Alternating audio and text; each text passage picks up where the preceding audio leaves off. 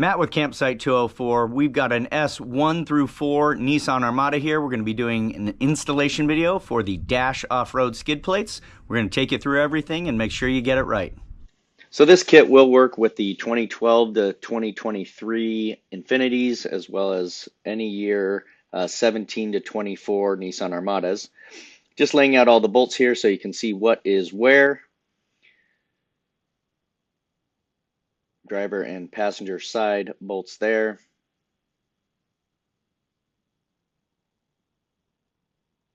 Just working down the line so you know which bolt exactly goes where. The colors of the bolts sometimes vary, but this should be pretty close to what you'll receive in your kit.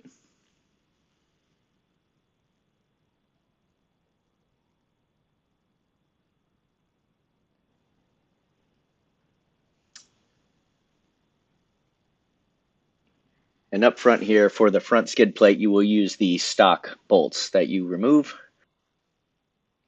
So we're going to go ahead and remove the front skid plate off the stock front bumper setup. It's a 13 millimeter bolt. We just use our impact here, or you can use a ratchet. We're going to retain those stock bolts for later. We will reuse them with that front skid plate, like I said. And the other two bolts are way up in the front, just on either side of where the license plate frame would be. It's pretty obvious once you get under there, you can see them. And just set your bolts down so you don't lose them, and remove that front skid plate. We're going to set the skid plate aside for now. If you're running a Dash Off-Road Predator or Predator Evolution front bumper, it will come with a new skid plate also. So this installation is for the factory bumpers, either on the Infinitis or the Nissans. Moving to the back here, we're grabbing our drop-down bracket. I recommend Loctite anytime you are adding anything to an off-road vehicle. We're going to use an M10 125 bolt on the left side, and it will go in the factory nut. There's a nut that's already included in the crossbar there from the factory, so we just lightly tighten that. And on the right-hand side here, it is a 50 millimeter bolt, and on the top a washer and nut goes on there. It will just poke through the top and just below the drive shaft there, and it's not a super tight fit, but just tight enough for my old busted fingers to have a little trouble getting that nut on there. Zoom in here real quick. Now we'll move up to the next two bolts.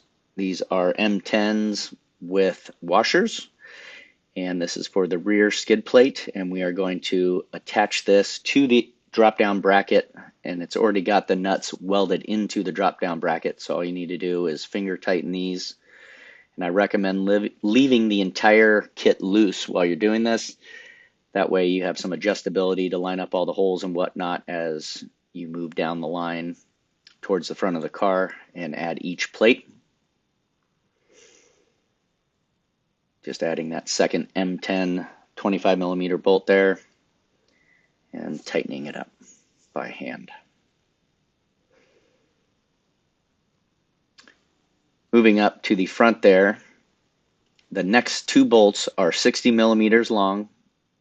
They will take a fender washer type on the bottom, and then up top here I'm putting the thicker 3 millimeter washer. It's a plate of sorts, and a nut that goes on top. I'm just setting those aside right now so that when we add the front bolts, we can then come back and add these, and they sit just underneath the exhaust on each side. Next, we take the 4 rib nuts, and we do need to install these in the frame or the cross beams. So I've marked here in white which one of the holes they need to go in. You do need a rib nut tool, or there are free alternatives. There's another way to get these in. You can just YouTube how to do that using a bolt and a couple nuts and some wrenches. But the rib nut tool is only about $20 at Harbor Freight. It's a good investment. But it's one hole over there, and it's the third hole on the driver's side. This one is the second hole in on each side. and just snug those up. Those are M8s. So from there, I'm going to grab the two M8 screws and washers, and we're going to pick up the next plate that we're going to install and the Allen key with an extension on it to get that in. There's a little spacer on the front of this unit you'll see on the left, and it's hard to get your fingers in there. So I insert the nut or the screw through there using the extension and going up to the rib nut there. Just going to line it up, and again, finger tighten this so it's snug but not overly tight, just hand tight there, like a screwdriver. Take your second M8 and washer and put it in the passenger side rib nut that you've installed in the crossbeam there.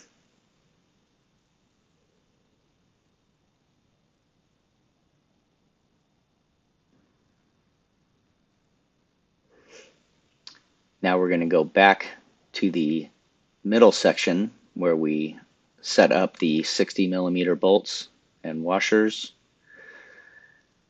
and we're just going to push these up snug to the crossbar here. That's just below the catalytic converters. We push up through the bottom with the 60mm bolt, slide the washer on. Again, that's a thicker plate. That's a 3mm thick washer on the top. There's a larger hole on there on the top, so we need to make that nice and thick so that it doesn't tear through for any reason. And then a little bit of a balancing act to get that nut on there.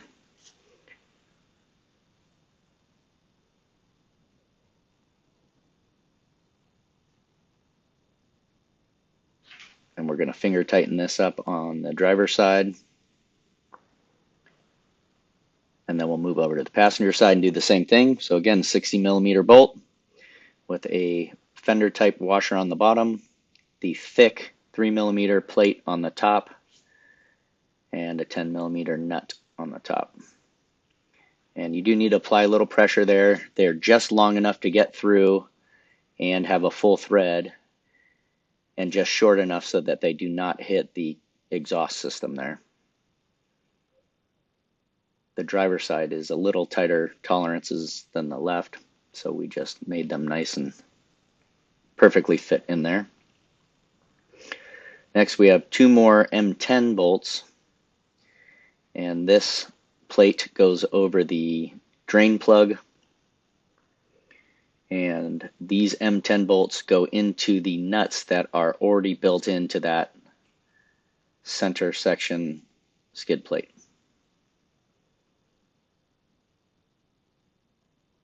And again, don't forget Loctite on all of these. I've pre-done each of the screws before we set this up. And I'm going to leave each one of these finger tight, like I said, just for adjustability.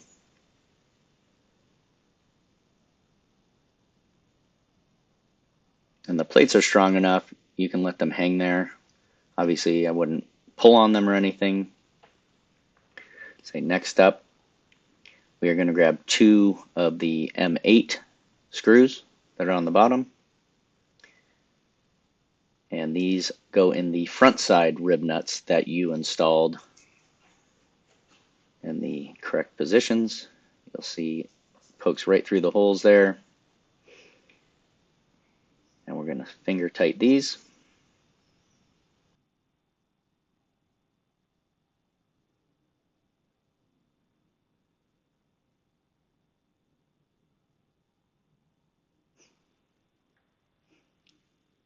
Next, we're going to go down to our front skid plate.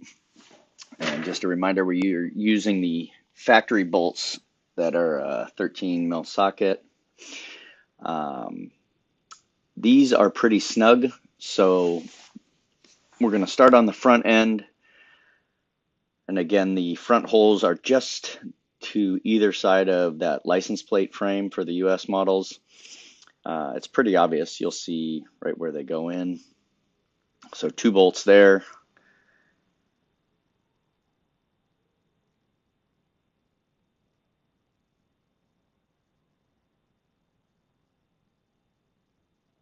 And again, just finger tight so we can have a little adjustability there, a little play. And occasionally we will change the design of the slots that these go in, but the overall plan is always the same. Just depends on what generation. Now on these rear facing nuts, you do have to apply a little pressure here. You want to make sure everything is lined up, and then I use my left hand there and just apply some pressure to get those threads to seat. And we'll grab our bolt for the other side.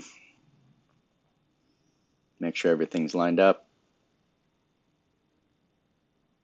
And just apply a little pressure and get those bolts started. Next we have the oil filter cover. These are M6 bolts and washers, and we're just going to grab all 4 of those and throw on the plate.